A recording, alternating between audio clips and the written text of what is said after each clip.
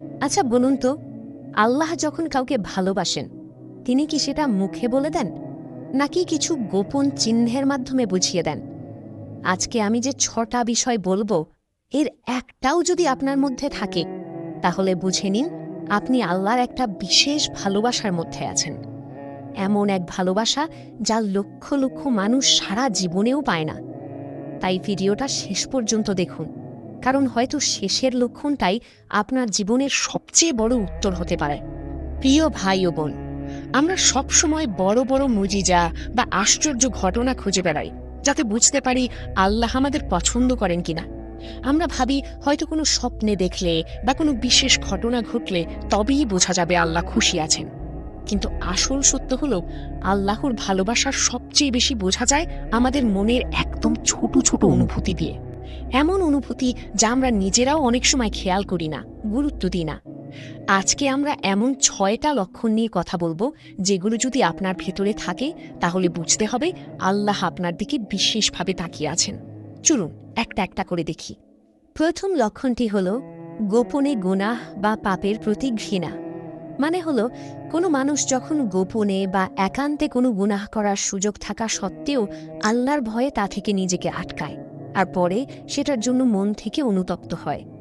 একবার চিন্তা করে দেখুন, আপনি একা ঘরে বসে আছেন, কেউ দেখছে না, কেউ জানবেও না।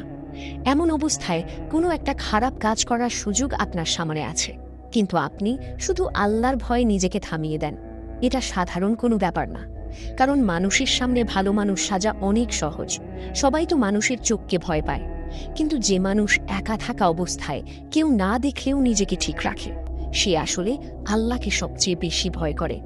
আর যদি সেই গুনাহের চিন্তাটার জন্যেও মনে কষ্ট লাগে, লজ্জা লাগে, তাহলে এটা আরও সুন্দর একটা অবস্থা। হাদিসে আছে, কিয়ামতের দিন আল্লাহ কিছু বিশেষ মানুষকে তার আরশের ছায়ায় জায়গা দেবেন, যেদিন আর কোনো ছায়া থাকবে না। তাদের একজন হলো সেই ব্যক্তি যাকে সুন্দরী ও সম্ভ্রান্ত কোনো নারী গুনাহের দিকে ডাকলেও সে বলে, আমি আল্লাহকে ভয় করি। তাই যদি আপনার মধ্যে এই গুণ থাকে, এটা আল্লাহর একটা বড় নিয়ামত। দ্বিতীয় লক্ষণ হলো ইবাদতে মানসিক প্রশান্তি পাওয়া। অর্থাৎ ফরজ নামাজ রোজার পাশাপাশি তাহাজ্জুদ আর জিকির আজকার করার প্রতি মনে আলাদা একটা গভীর আগ্রহ তৈরি হওয়া, আর সেটা করতে গিয়ে ক্লান্তি না লেগে বরং মনে শান্তি ও তৃপ্তি অনুভব করা। আমরা অনেকেই দেখি ফরজ নামাজ পড়তেই অনেক সময় কষ্ট লাগে, তাহলে অতিরিক্ত নামাজ পড়া, রাত জেগে তাহাজ্জুদ পড়া তো আরও কঠিন মনে হওয়ার কথা। কিন্তু যাদের মনে আল্লাহর ভালোবাসা গভীরভাবে গেঁথে যায়, তাদের কাছে এই কাজগুলো বোঝা মনে হয় না, বরং তারা রাতে ঘুম ভেঙে উঠে নামাজে দাঁড়ায়, আর মনে হয় এই সময়টাই দিনের সবচেয়ে শান্তির সময়। জিকির করতে করতে মনে একটা অন্যরকম প্রশান্তি কাজ করে, যা দুনিয়ার অন্য কোনো কাজে পাওয়া যায় না। আল্লাহ বলেছেন, যাদের অন্তর আল্লাহর স্মরণে শান্ত হয়। সত্যি তো, আল্লাহর স্মরণেই অন্তর শান্ত হয়। যদি আপনার মনে এই টানটা অনুভব হয়, তাহলে এটা আল্লাহর পক্ষ থেকে একটা বিশেষ উপহার, যা সবাইকে দেওয়া হয় না। তৃতীয় লক্ষণ হল সবর বা ধৈর্য ধারণের ক্ষমতা। জীবনে বড় কোনো বিপদ বা পরীক্ষা আসার পরও ধৈর্যচ্যুত না হয়ে আল্লাহর সিদ্ধান্তের প্রতি পূর্ণ সন্তুষ্ট থাকা। এটা মুখে বলা যত সহজ, বাস্তবে করা ঠিক ততটাই কঠিন। আমরা মানুষ, একটু কষ্ট পেলেই অস্থির হয়ে যাই। কিন্তু কখনো ভেবে দেখেছেন, কেউ যখন প্রিয়জন হারায় বা টাকা পয়সার বড় সমস্যায় পড়ে বা শরীরে বড় কোনো অসুখ নিয়ে কষ্ট পায়, এমন অবস্থাতেও যদি সে মুখ থেকে অভিযোগ না করে, বরং বলে আলহামদুলিল্লাহ, আল্লাহ যা করেছেন নিশ্চয়ই ভালোর জন্যই করেছেন, তাহলে বুঝে নিন এই মানুষটার মনে আল্লাহ একটা অসাধারণ শক্তি দিয়ে রেখেছেন। এই ধৈর্য শুধু মুখের কথা না, এটা আসে অন্তর থেকে, আল্লাহর প্রতি গভীর বিশ্বাস থেকে।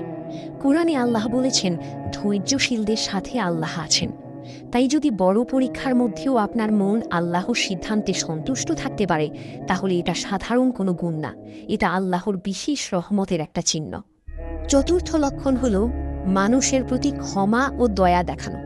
নিজের রাগ বা প্রতিশোধ নেওয়ার ক্ষমতা থাকা সত্ত্বেও শুধু আল্লাহর সন্তুষ্টির জন্য অন্যকে ক্ষমা করে দেওয়া এবং মানুষের কল্যাণে কাজ করা। আমরা সবাই জানি, কেউ আমাদের সাথে খারাপ ব্যবহার করলে রাগ হওয়া স্বাভাবিক, আর সেই রাগের বদলা নেওয়াটাও আমাদের কাছে সহজ মনে হয়। কিন্তু যে মানুষ প্রতিশোধ নেওয়ার পুরো সামর্থ্য থাকা সত্ত্বেও শুধু আল্লাহর জন্য ক্ষমা করে দেয়, সে আসলে নিজের মনকে জয় করেছে। এটা অনেক বড় একটা কাজ। আর এর সাথে যদি সে মানুষের উপকারের জন্য নিজে কষ্ট করে কাজ করে, কারো বিপদে এগিয়ে আসে, কারো সমস্যার কথা শুনে সাহায্য করে, তাহলে বুঝতে হবে তার মনে আল্লাহ একটা কোমল ও নরম হৃদয় দিয়ে রেখেছেন। আল্লাহ নিজেও দয়ালু, আর তিনি দয়ালু মানুষদেরকেই বেশি পছন্দ করেন। তাই ক্ষমা করার এবং মানুষের ভালো করার এই গুণটা থাকলে এটা আল্লাহর রহমতের একটা বড় নিদর্শন।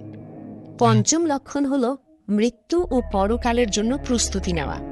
দুনিয়ার সম্পদ ও চাকচিক্যের প্রতি মোহ কমে যাওয়া, আর দুনিয়াবি সম্পদের চেয়ে পরকালের পাথেয় সংগ্রহের প্রতি মনোযোগ বেড়ে যাওয়া, এবং সব সময় নিজের আত্মশুদ্ধির চেষ্টা করতে থাকা। ছোটবেলায় আমরা ভাবতাম দুনিয়াটাই সব, কিন্তু একটা সময় আসে যখন মানুষের মনে এই বোধটা জাগে যে এই দুনিয়া আসলে একটা সাময়িক জায়গা মাত্র, আসল গন্তব্য তো পরকাল। যখন এই উপলব্ধিটা মনে গভীরভাবে বসে যায়, তখন মানুষের চিন্তাভাবনা বদলে যেতে থাকে। টাকা পয়সা, নাম যশ, দুনিয়ার আরামায়েশের প্রতি আগ্রহ কমে যায়, বরং মনে হয় কিভাবে আরও বেশি ভালো কাজ করা যায়, কিভাবে নিজের ভুলগুলো শুধরে নেওয়া যায়, কিভাবে পরকালের জন্য বেশি করে সঞ্চয় করা যায়। এই চিন্তাটাই আসলে আল্লাহর পক্ষ থেকে এক ধরনের সতর্কবার্তা। আবার একই সাথে এটা একটা বড় নেয়ামতও, কারণ অনেক মানুষ সারা জীবন দুনিয়ার পেছনে দৌড়াতে দৌড়াতে মৃত্যুর কথা ভুলেই যায়। আর শেষ লক্ষণ হল শুকর বা কৃতজ্ঞতার চোখের পানি। সামান্য কোনো নেয়ামতের জন্য মনের ভেতর তীব্র কৃতজ্ঞতা বোধ কাজ করা, আর একান্তে আল্লাহর কথা স্মরণ করার সময় বা দোয়া করার সময় চোখে পানি চলে আসা। আমরা অনেক সময় বড় বড় নেয়ামত নিয়েও কৃতজ্ঞতা বোধ করি না, কিন্তু যাদের মনে আল্লাহর ভালোবাসা গভীর, তারা একটা গ্লাস পানি খেয়েও আল্লাহর শুকরিয়া আদায় করে, একটু সুস্থতা পেলেও মনে মনে কৃতজ্ঞ থাকে। আর যখন তারা একা বসে আল্লাহর কথা স্মরণ করে বা দোয়া করে, তখন চোখ থেকে আপনা আপনি পানি চলে আসে। এই চোখের পানি কোনো দুর্বলতার লক্ষণ না, বরং এটা একটা নরম ও বিনয়ী মনের চিহ্ন। যে মন আল্লাহর সামনে গলে যেতে পারে, নিজেকে ছোট মনে করতে পারে, সেই মনকেই আল্লাহ সবচেয়ে বেশি পছন্দ করেন। প্রিয় দর্শক, এই 6টা লক্ষণের মধ্যে একটা বা দুইটাও যদি আপনার মধ্যে থাকে, তাহলে আল্লাহর কাছে শুকরিয়া আদায় করুন, আর এই গুণগুলোকে ধরে রাখার চেষ্টা করুন, আরও বাড়ানোর চেষ্টা করুন। আর যদি এখনও এগুলো নিজের মধ্যে গড়ে না ওঠে, তাহলে মন খারাপ করার কিছু নেই। দোয়া করুন, চেষ্টা করুন, আল্লাহর কাছে চান, ইনশাআল্লাহ আল্লাহ সুযোগ দেবেন। ভিডিওটা ভালো লাগলে লাইক দিন, আর আপনার পরিচিত কাউকে শেয়ার করুন, হয়তো এটা তার জীবনেও একটা পরিবর্তন নিয়ে আসবে। আল্লাহ হাফেজ।